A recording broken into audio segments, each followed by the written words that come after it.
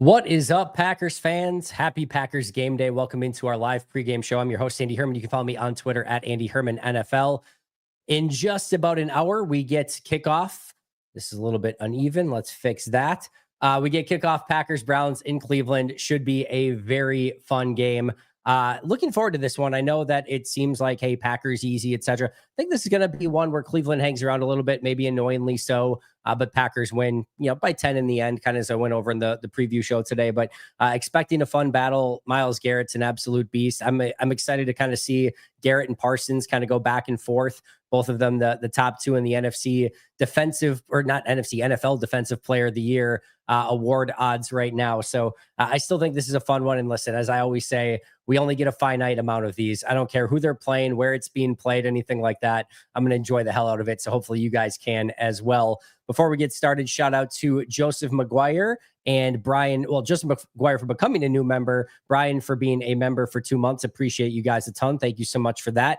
I'll be here for about 50-ish minutes, 45, 50 minutes. I do got to kind of get set for the game right beforehand, but I'll bring you as close to kickoff as I possibly can for today's game. And yes, Killer Kenny, the big news, Zach Tom is active, as is Tucker Kraft. There are no injured players on the inactive list. As we went over in the preview show today, only 3 players needed to be deactivated. 2 of them were going to be obvious. It was going to be one offensive lineman, either Zach Tom or Donovan Jennings. If Tom was good to go, it would be Jennings. If Tom wasn't good to go, Jennings would play. But Jennings is inactive. They only need 8 offensive linemen. So Jennings was an easy call there once Tom was ready to go. The second one was Brinson, right? He's been inactive every game so far. They've felt very comfortable going with 4 defensive tackles. So no surprise there. The third one was always going to be a bit interesting. To me, it was going to come down to Kitano Adapo, Kamal Haddon, and then Baron Sorrell and Ben Sims. Those were the 4 that you could logically kind of make an argument for. It ends up being Haddon that they go as inactive. And it makes sense. They probably don't need that 5th corner, right? They have 4 corners active, meaning Keyshawn Nixon, Nate Hobbs, Bo Melton, and Carrington Valentine. And then they still have Javon Bullard who can play in that slot position as well. So really 5 corners active in this game if you count Bullard. The odds that they need Haddon is probably pretty slim. And Haddon doesn't really give them much on special teams. So it makes total sense that he would be the third one. He was one of, again, the 4 people that I kind of proposed. And so it's Haddon, along with Brinson and Donovan Jennings, who are the 3 deactivated Packers in this one. And then the 4 tight ends, as far as Tucker being on a snap count, I'm sure they're going to be cautious with him and not put too much on his plate in this game. I'd expect to see a lot of Luke Musgrave. I don't know how much that means for Ben Sims, but we could see Sims used on special teams. And then it just gives them a tight end if Tucker Kraft were to suffer some sort of setback or maybe just get in the game and all of a sudden it tightens up on whatever it might be. It just gives you that extra tight end to have out there.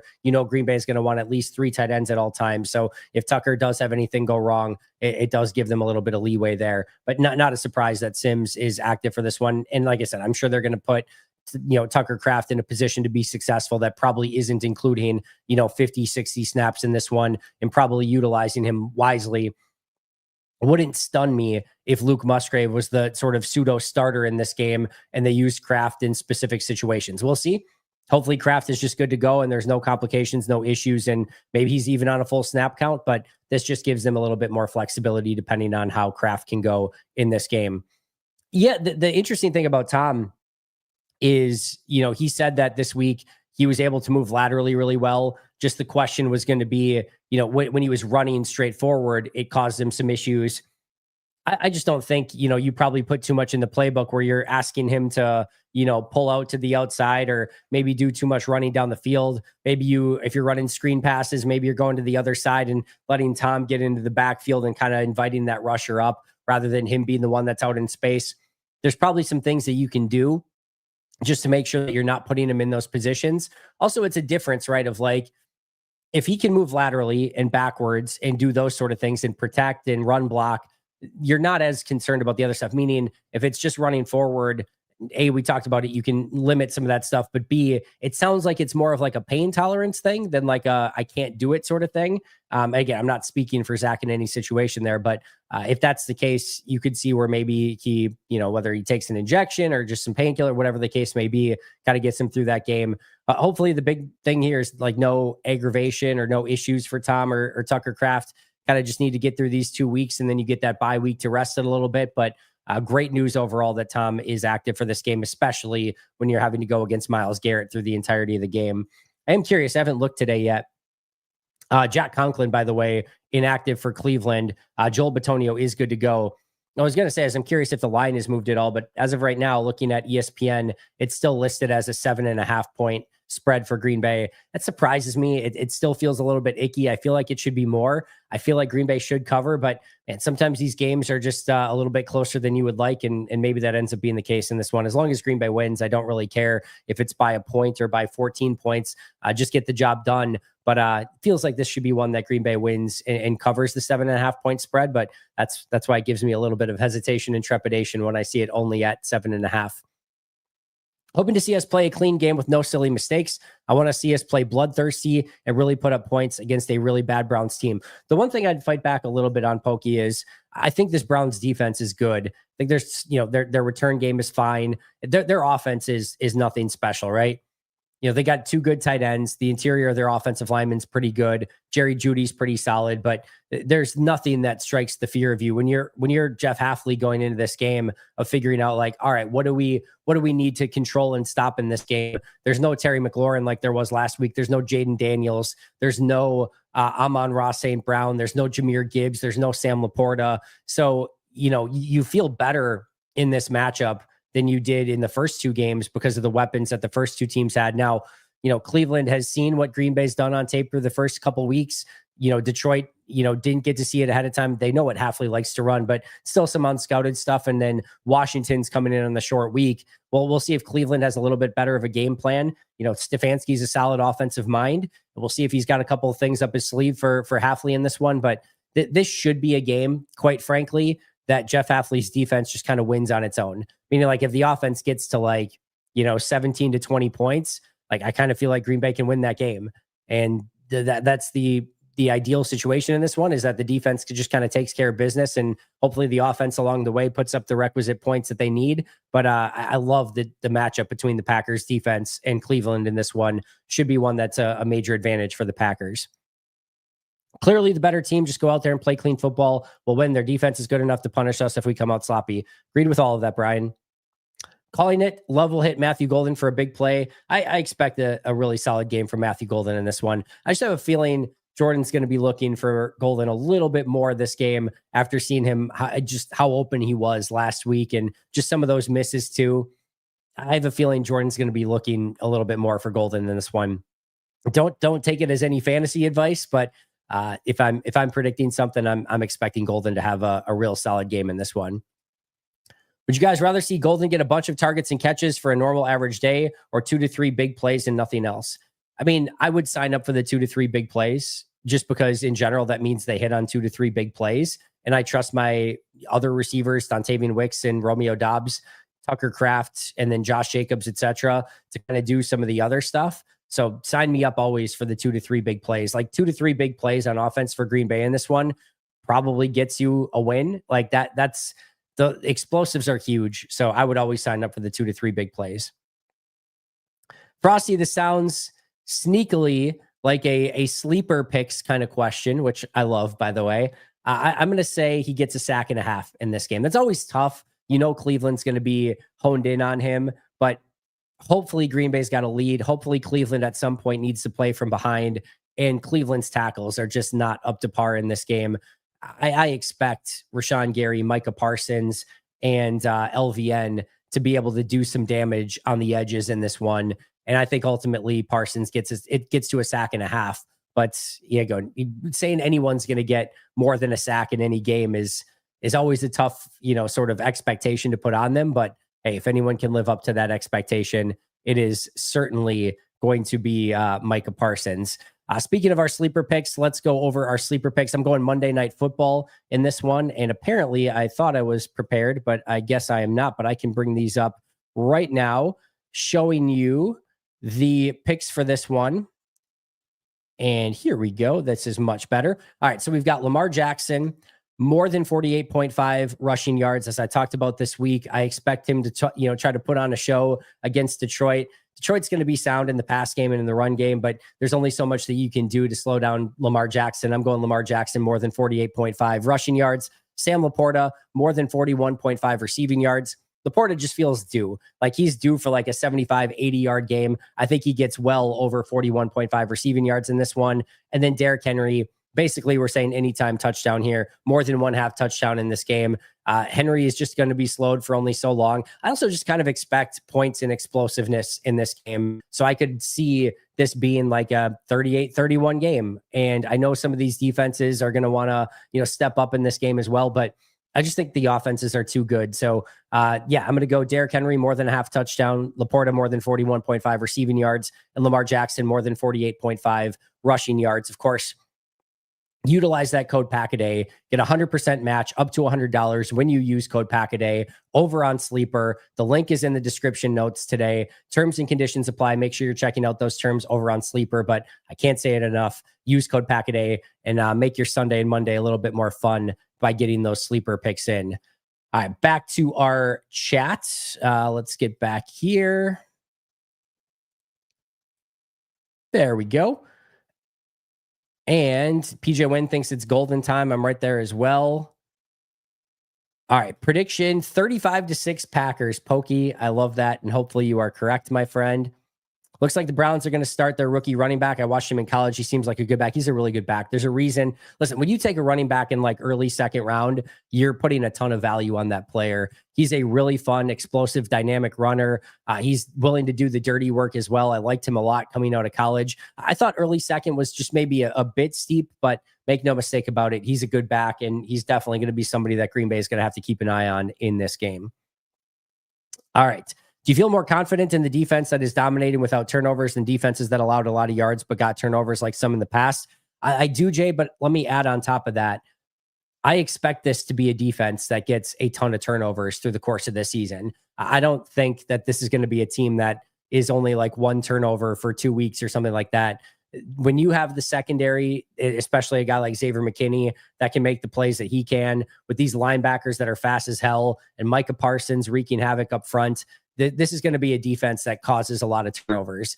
I am extremely excited about the fact that it is showed to be a defense already that if they don't get those turnovers, they can still hold up through the course of the game, hold you on fourth down, get you to punt a bunch of times, and just be a stifling defense. Because there are too many times where some of these high risk, high reward defenses work throughout the course of a regular season. But if you get to the playoffs and those turnovers dry up, you're not able to force them. All of a sudden, your defense is just giving up yards and points, and you're not getting those big explosive turnovers. And now you're just in no man's land. So to me, the fact that they've proven against good offenses already that they're not reliant upon turnovers, that is huge. But trust me when I say I expect this to be a defense that generates a ton of turnovers throughout the course of this year. And hopefully that begins today with a few turnovers against Joe Flacco and the Cleveland Browns.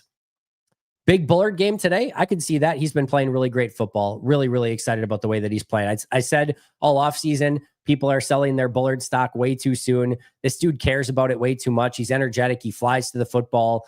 He's going to be a good player. I really, truly believe that. I think we've seen that. Again, you want to be careful with the matchups that you're putting him in coverage. When you see him one-on-one on Amon-Ra St. Brown, that's not the situation that you want to put him in. But now that they have Nate Hobbs healthy in some of those obvious third down situations, it's not going to be Bullard out there. It's going to be Hobbs in the slot with Valentine and Nixon on the outside.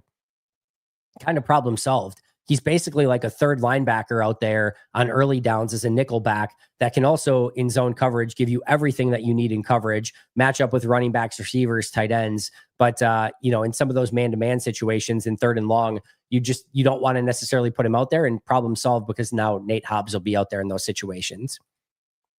Happy game day to you as well, John. Hope we got a victory pizza today. If we do, what are you having? Great question, John. Probably one of the best questions I could get.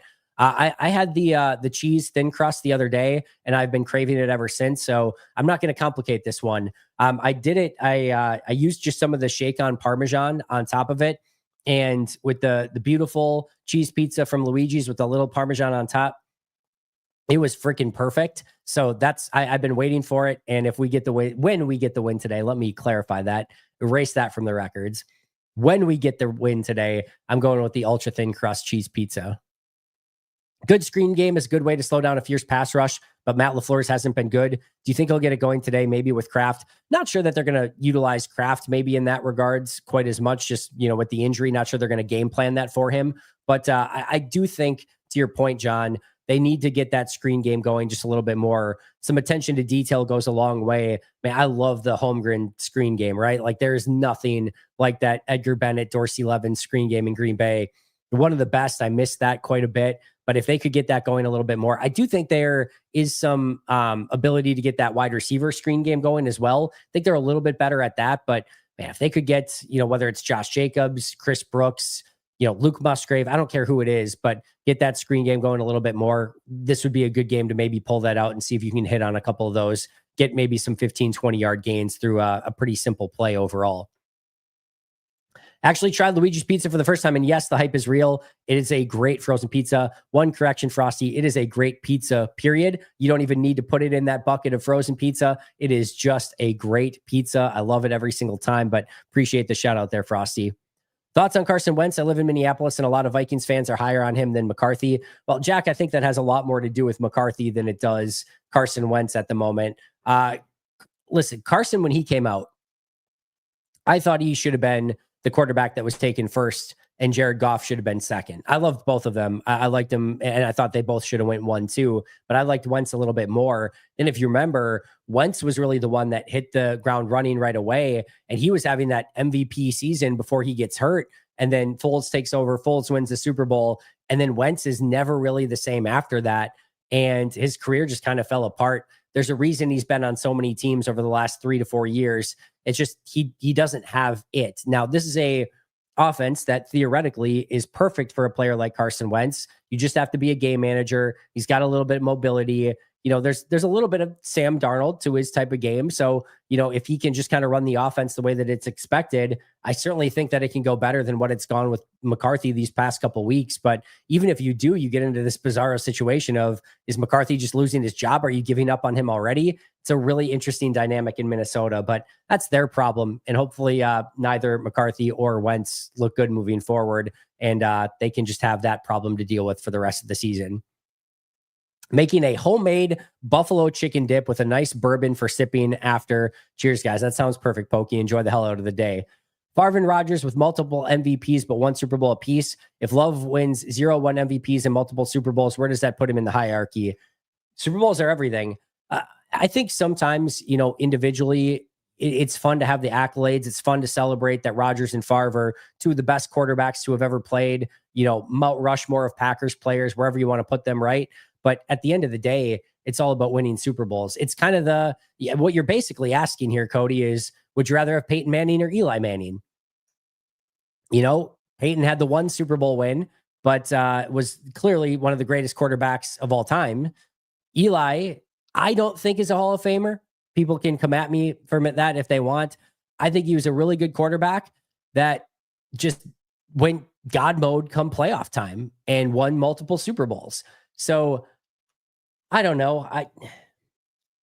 If you had to ask me, I just always give me the Super Bowls, I guess. I would rather have Peyton than Eli, obviously, but man, I would rather take the Super Bowls. I think that's what's more important. So it's an interesting dynamic, but yeah, if Jordan wins 2 Super Bowls and never wins an MVP, I would much rather sign up for that than winning an MVP or 2, 3, 4, 5 and never winning a Super Bowl. So yeah, give me the Super Bowls for Jordan if I had the choice.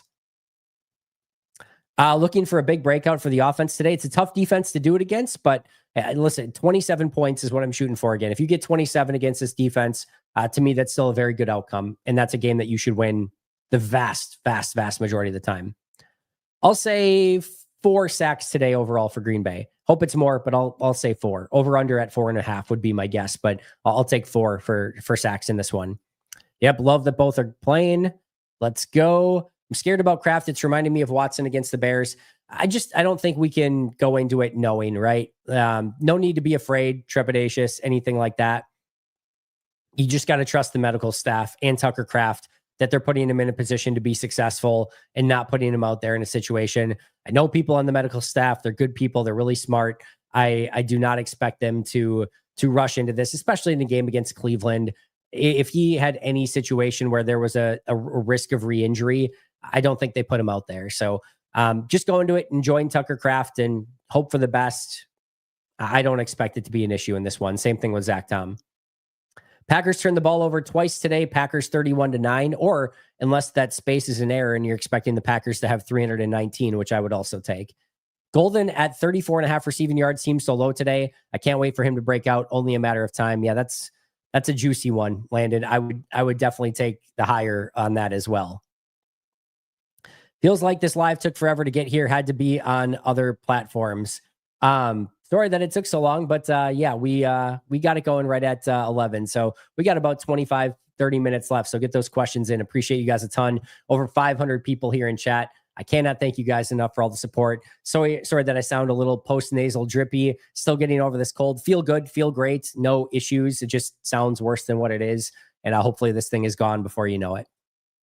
Which of these is more likely to result in a win? Jacobs over 120 yards or Love throws over 300 yards?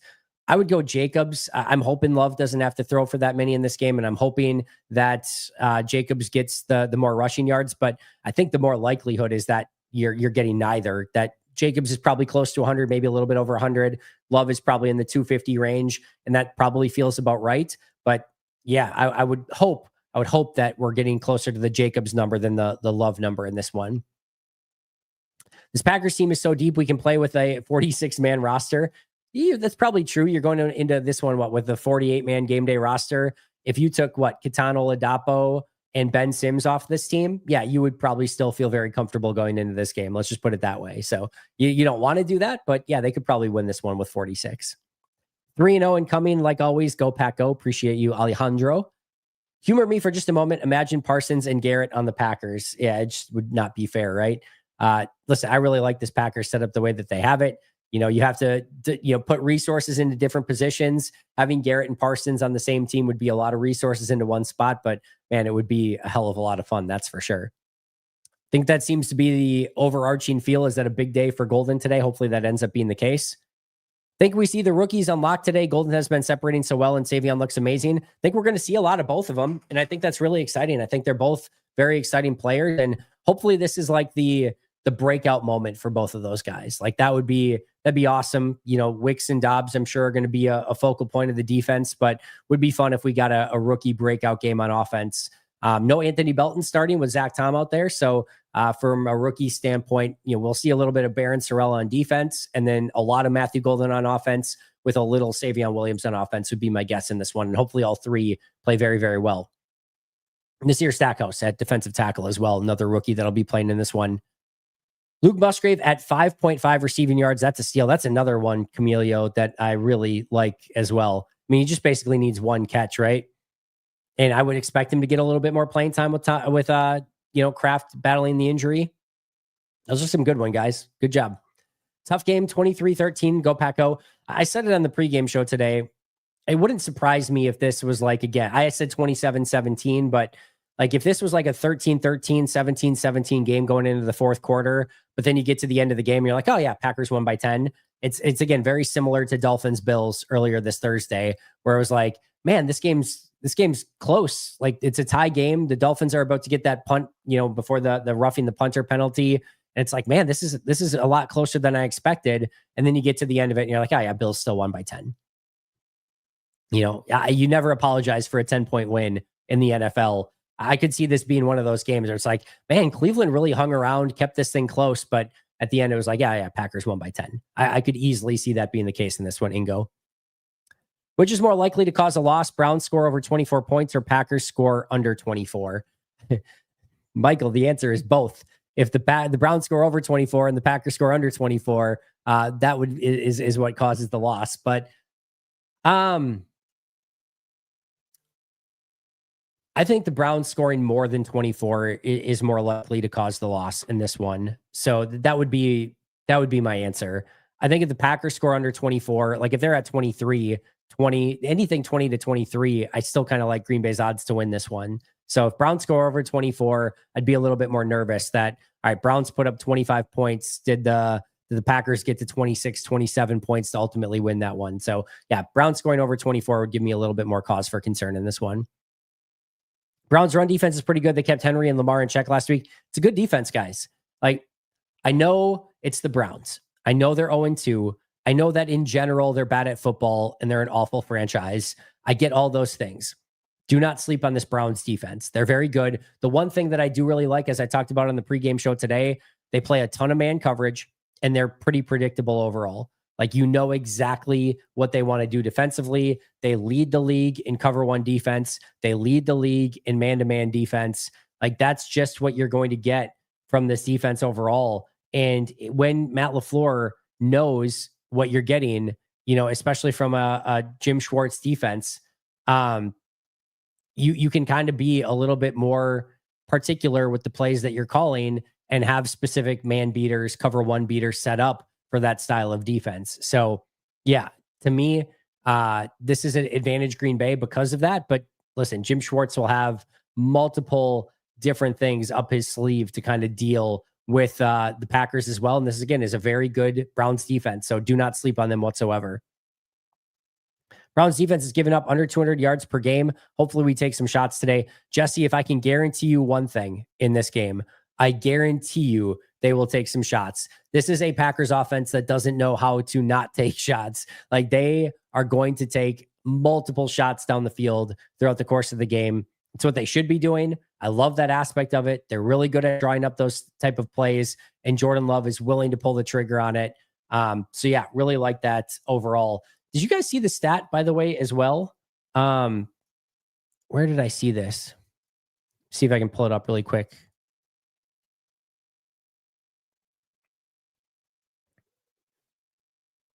Yeah, so if Jordan Love doesn't throw an interception today, it will be his 10th straight regular season game without an interception, setting the best Packers mark since the merger. So yeah, ESPN Insights, Jordan Love has thrown 0 interceptions this season, despite averaging an NFL high 12.2 air yards per attempt. The Browns defense has 0 interceptions this season and has allowed a league high 3 touchdowns of 15 plus air yards, tied with the Cowboys for the most. So yeah, hopefully, knock on wood, not to jinx anything there, put the reverse on it. But, you know, for all that gunslinger talk with Jordan, you know, he's done a really good job taking care of the football.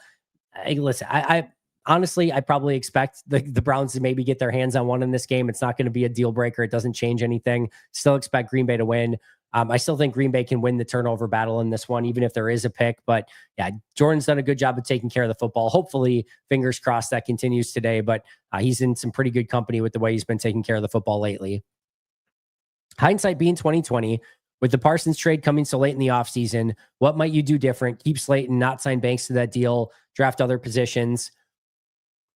Yeah, I don't know that there's a ton that you need to change up. The interior of the defensive line has looked really good so far, so I'm not losing any sleep over TJ Slayton right now. You know, I'm just even wondering, I don't know where his snap count has been.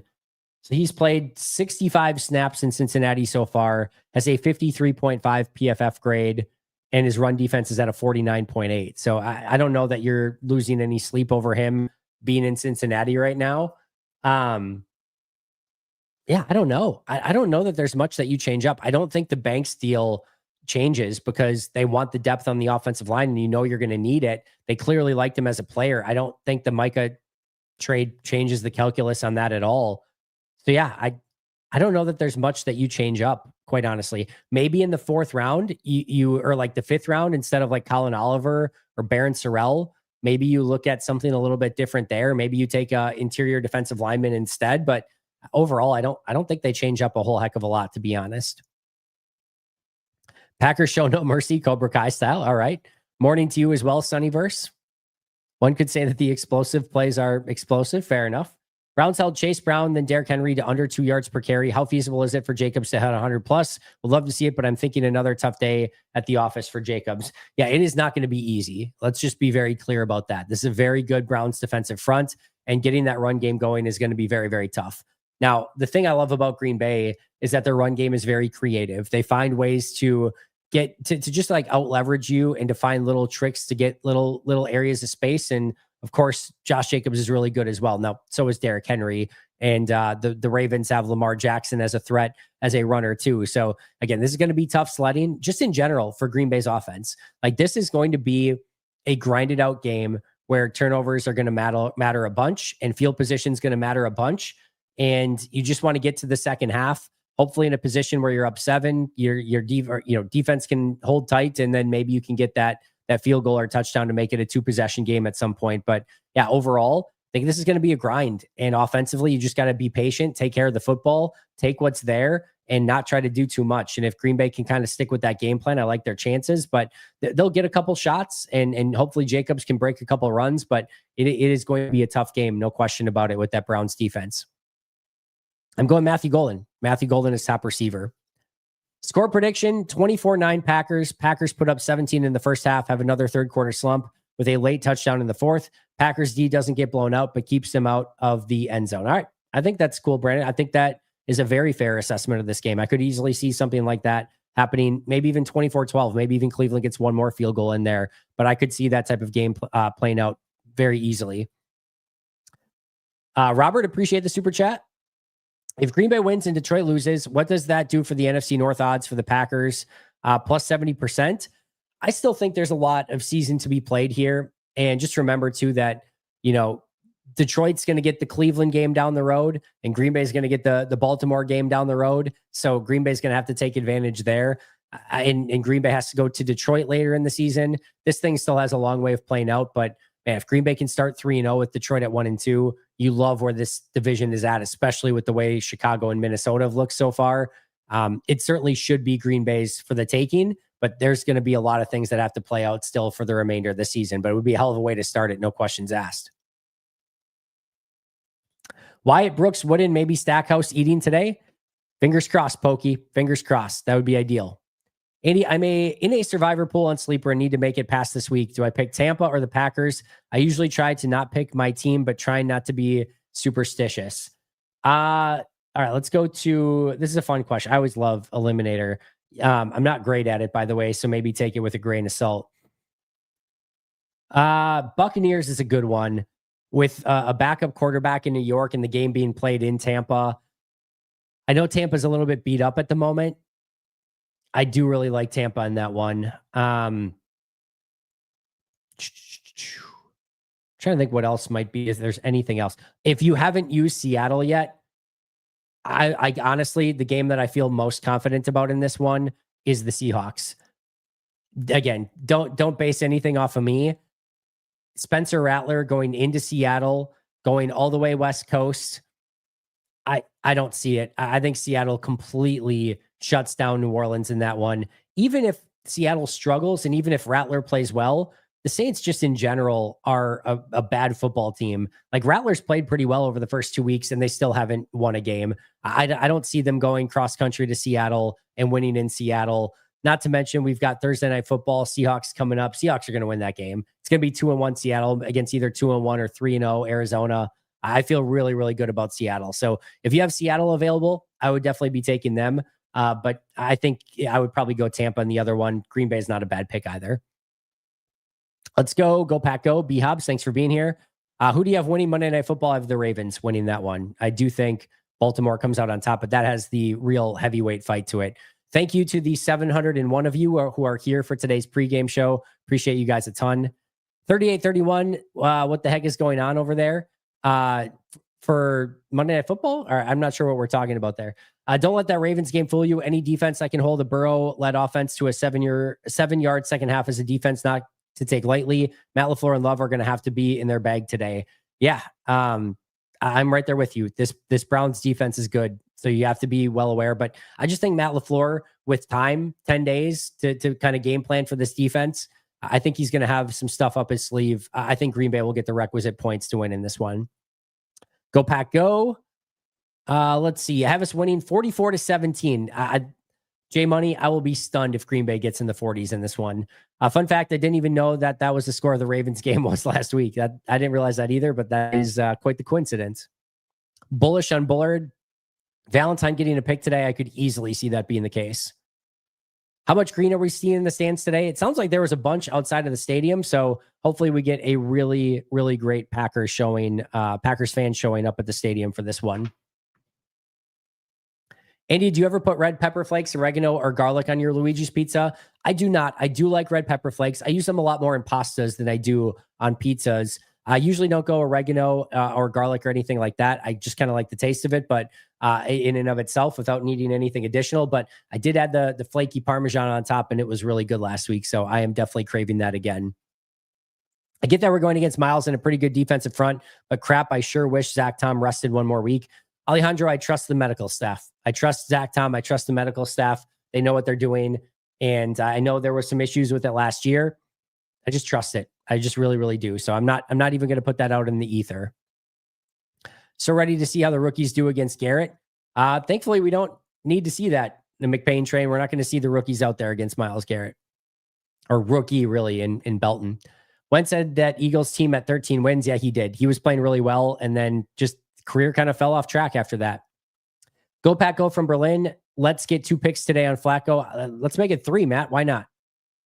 More scared of a Wentz-led Vikings team than a JJ-led Vikings team. Yeah, I think that's probably fair right now. I think the truth of the matter is I'm not really scared of either, to be honest, especially not the way the Packers have been playing so far.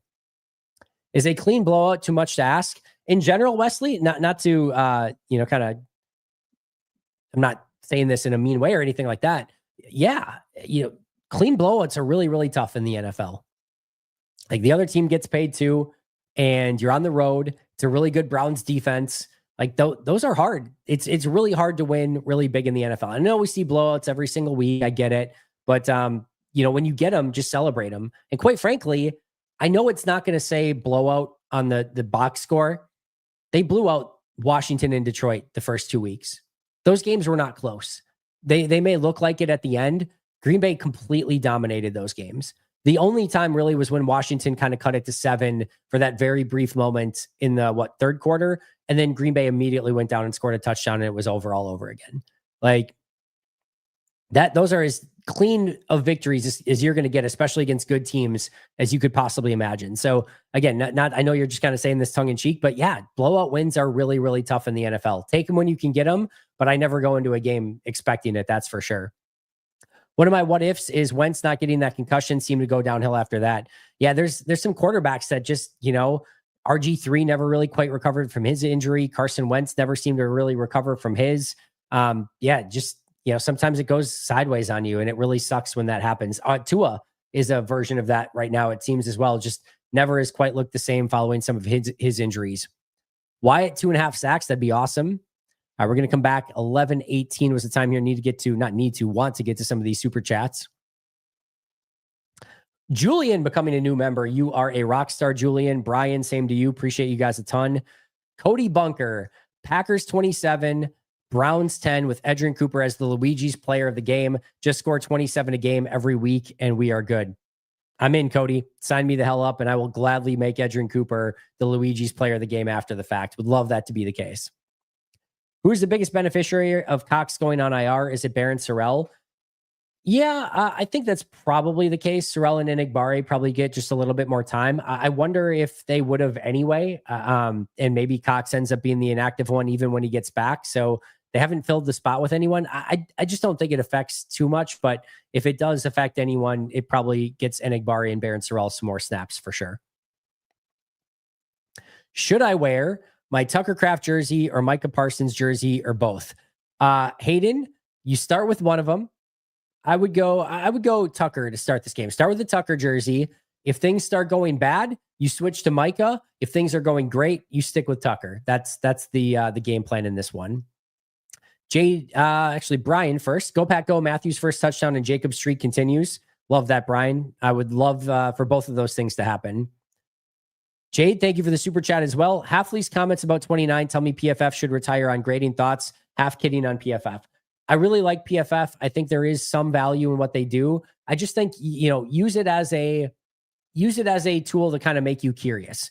Don't use it. Same thing with my grades, right? I'm not, crapping on PFF here. I'm saying the same thing for my own. Like, don't utilize it as like a be all end all, because I'm one person watching it with my own eyes, probably going to get some stuff wrong from time to time. I like to think that I get the vast majority of it right, but it's just one person's opinion. Now, PFF, I know, goes through a process, but it's their opinion on the game. what I've seen from Xavier McKinney, and I kind of talked about this, where my grade isn't super high on Xavier McKinney. It's a slight positive. Theirs is at a slight negative so far on X. What happens sometimes when you're grading this out, right, is X might be in every right spot at every right moment and playing incredible. And it's tough just on that, right? Just to be at the right spot in zone coverage to grade him too highly on a play. There's only so much you can give to him when you're grading it of like, well, he went to his spot in zone coverage. Cool. That's sort of his job description. That's what he's supposed to do. So when I'm grading it, and I'm sure when PFF's grading it as well, you're grading him on the action, right? What happened when he's near the ball, when he, gets an opportunity for a pick or breaks up a pass or gives up a completion or those sort of things. And for X so far, over the first 2 weeks, teams have done an unbelievable job of avoiding Xavier McKinney. That's not on accident. They don't want to put the ball in his vicinity, in his direction. Now, that has massive value for Green Bay. And he's doing everything he can right in the back end of the defense and making sure that he's exactly where he's supposed to be and putting the fear of God in opposing offenses. That, though, doesn't show up on the grade sheet. So I love the way that he's playing. But when you have a holding penalty in the end zone, right, or a pass interference or holding, whatever it was, and you had a missed tackle, and there's a couple plays that are in the negative when the action has been by him, there's going to be some negatives on that sheet, and he just hasn't had the opportunity because teams are avoiding him to make it up in the positives. So I can sort of, I have a positive grade on him, so I think he should be in the positive, but I can understand, at least see why maybe they have a negative on him, just because in some of those situations where he was actually tested, he has a couple negative plays on tape so far. And the penalty and the missed tackle are true negatives. But what he's doing on the back end and just the fear that he puts in opposing offenses is of so much value. And Jeff Hafley is ultimately right. There's no question about it. He is still playing like a stud defender back there. It's just he hasn't had much opportunity. Rightfully so. If I were a team, I wouldn't want to throw in that dude's direction either. Hopefully today, Joe Flacco, known gambler, will take a couple risks and throw right at Xavier McKinney. And if so, don't be surprised if Xavier makes him paid. It looks like we've got a couple trolls in the chat, or at least it's not letting me suspend that one person. I don't know why. Yeah, sorry about that, guys. I would like to suspend those people, but it's not letting me. Maybe they already got suspended somehow. Hopefully that's the case. All right, I was at 11:18 if I remember correctly. Go Pack Go. Offensive line has to stop Myles Garrett from wreaking havoc. Keys to victory: stop Garrett, get the run game going, and utilize our ability to disguise and confuse on defense. Force turnovers. You hit all the ones that I went through and kind of my more obvious ones today. Don't let Garrett beat you. Get the run game going wasn't the obvious one, but that was one of my keys today as well. And then just not making mistakes, not having turnovers, etc. Those are all going to be key factors in this game. Anybody ever try a Phase pizza? I think they're only in Sheboygan. I have not. I have not tried it because I am too busy eating all of my Luigi's pizzas, which I am very, I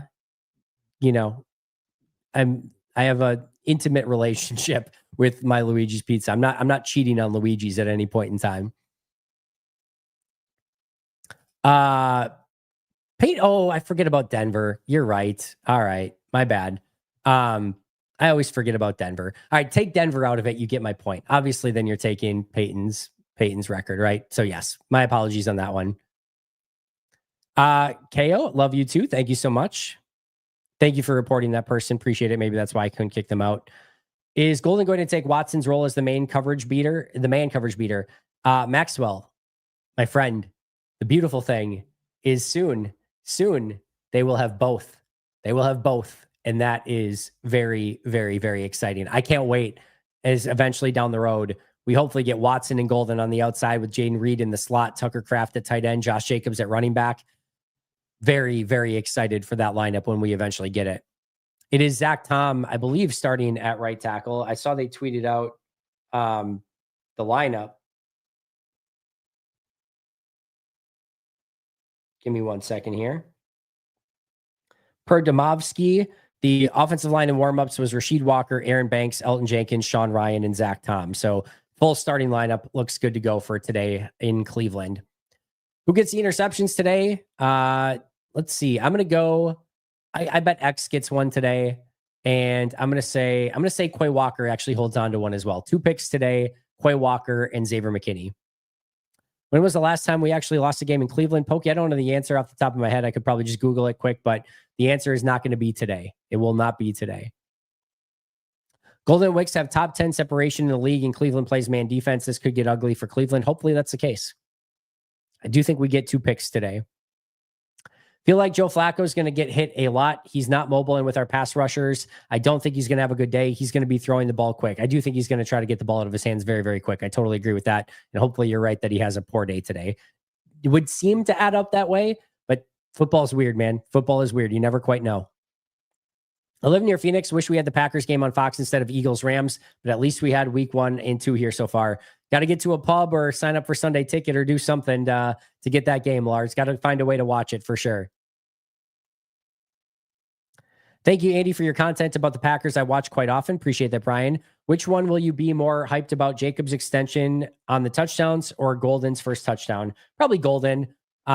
Streaks are fun, but I don't know. Something new and fresh seems a little bit more exciting to me. So Golden's first touchdown would probably hit me a little bit harder in this one. Van Ness, massive improvement, not getting enough air. Yeah, I think he's been really good. And quite frankly, I think most people have been talking about it. I didn't think he had quite as good of a week 2 as he did in week 1, but the improvement's definitely there. And he's playing really good football and really appreciate what he's put on tape so far. And I think most people have definitely brought up the fact that Van Ness has taken that jump. If anything, I think just a lot of eyes going to Micah, of course, and Devontae Wyatt, probably the player that's taken even the bigger jump on the defensive line, which maybe is why LVN hasn't got quite the oxygen, but definitely love what I'm seeing from LVN so far. Do not think we see Shedeur today. He would be the emergency third quarterback. It would be Gabriel as the backup today. If we see anyone, it would be Gabriel. Zach Tom is starting. Hope they get Jacobs 2 touchdowns so he breaks the record today. That'd be fun. I would take that. If the Browns put up points, it will be because Green Bay turns the ball over. I think you're probably right. Or special teams, right? Those would be the 2 things that would get them some positive point production. Do you think the Parsons trade will go down as having a similar effect as the Herschel Walker trade? No. I think Micah is going to be much better for Green Bay than Herschel Walker was for Minnesota, right? And I don't think Dallas is going to get the ROI that they got from that Herschel Walker trade to go on and have multiple Super Bowl victories. So, Dallas can get helped by that trade. Certainly, they've already spent a lot of the money on re-signing some of their players, and the first-round picks can definitely help. But no, I don't see Dallas going on to have a dynasty because of this trade. And I think Green Bay is very well set up right now with Micah Parsons to be extremely successful. Any update on Warren Brinson? He's been inactive for the past 3 weeks. Justice and I talked about this a couple weeks ago, right? So think of it this way. If Carl Brooks or Colby Wooden or Devontae Wyatt were to go down or couldn't play, I think you would see Brinson be active and play a lot more than Nasir Stackhouse. However, the style of play that Brinson plays, they already have in Wyatt, Brooks, and Wooden, and those 3 are just a little bit more advanced. So my guess and belief is that they like Brinson probably more than Stackhouse, and he can bring a little bit more juice to the table, but they have 3 players like him already. They don't have a Stackhouse. So on game days, it makes more sense for Stackhouse to be active because he gives you a different flavor, and you really don't need a 4th version of Brooks, Wooden, and Wyatt. And so I like the fact that they're activating Stackhouse. There doesn't really need to be Brinson active for game days. Their interior's been really good so far. Don't fix what's not broken. And I think eventually when there are injuries to those top defensive tackles, hopefully there's not, but if there is, Brinson will be able to fill in admirably, do a good job. And I think you would see him play more snaps than Stackhouse in that situation. Little low-hanging fruit there, Pokey. Brinson is defensive tackle 5. He's only on the roster because they'll need him when an injury inevitably happens. I think he's on the roster because he's a good football player. He was a draft pick, and I think they really like him in the long term. But yeah, again, we just kind of talked about why Stackhouse would be active over Brinson, even though I think Brinson is the better overall player than what Stackhouse is at this point. I've been knocking on wood every single time someone has brought up the no interceptions this week. I won't let a jinx ruin this. I don't believe in jinxes, so my apologies if I jinx something, but I just don't believe in it.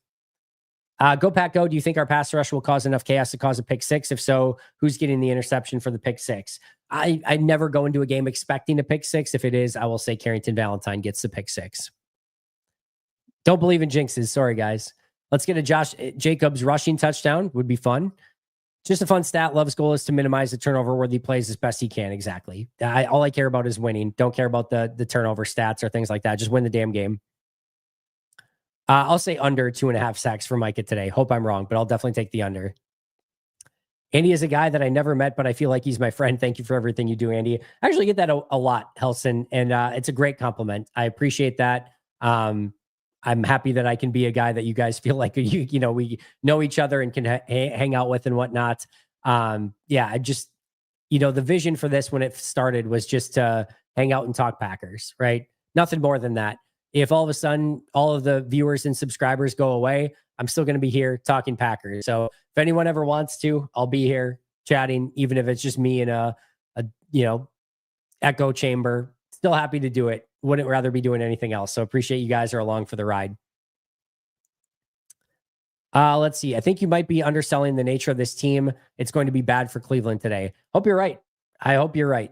And again, I'm saying the Packers get a 10-point win here. The line is 7.5. I'm not exactly saying Cleveland's, you know, gonna, you know, win this game or Green Bay's only gonna win by a point. I'm saying Green Bay by 10. So I don't think I'm going like super crazy here, but I do think Cleveland has the ability to hang around this one in an annoying fashion for maybe 3 quarters or so before Green Bay inevitably pulls away. Bots are out of control. My apologies for that. Let's see. I would expect that it's going to be by committee again. That we get a little bit of Matthew Golden, maybe a little bit of Keyshawn Nixon, but my guess is Golden's the first one to go back there today. New here, came across your shorts. Go Pack Go. Awesome. Appreciate that history. Welcome in and hope you enjoy it. Enjoy the game today. And glad that you were able to find us via YouTube Shorts. Honestly, that's why we do the YouTube Shorts. For those of you who don't know, YouTube Shorts are complete $0 money generators. Like they don't do anything for you whatsoever from a monetization standpoint. It's really weird actually, but they do absolutely nothing. But they do a good job of getting your brand out there. So History Bites, glad that you were able to find it that way.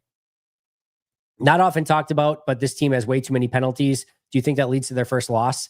I'm going to actually chat GPT this because I've said this on numerous occasions.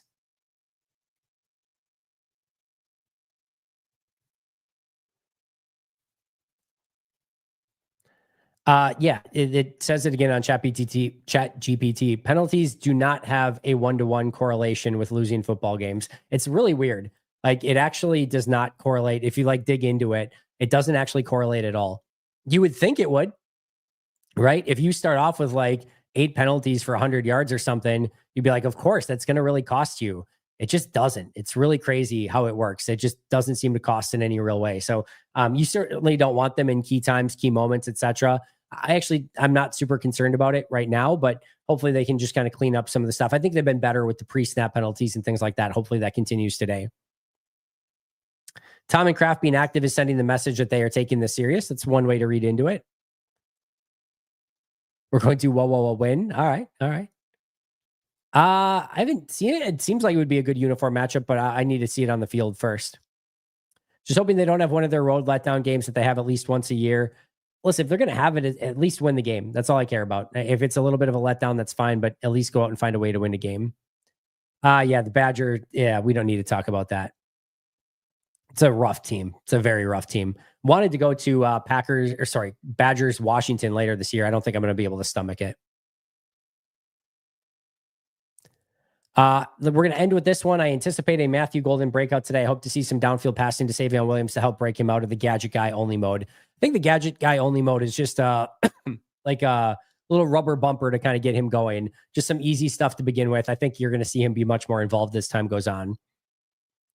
All right, we'll end with Hayden. Actually, last super chat here, or at least members chat. How do you choose America's game of the week? No way is the Cowboys Bears game that interesting.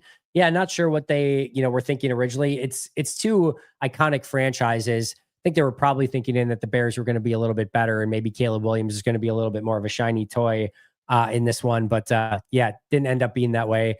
still we get to hate watch both teams and kind of watch Dallas a week before we get to play them. So not the worst case for Packers fans. All right, friends, I will be back immediately following the game for a live post-game show. Looking forward to it. I will see you guys there. Enjoy the hell out of the game. I'll see you guys soon, but until next time, and as always, go Pack Go.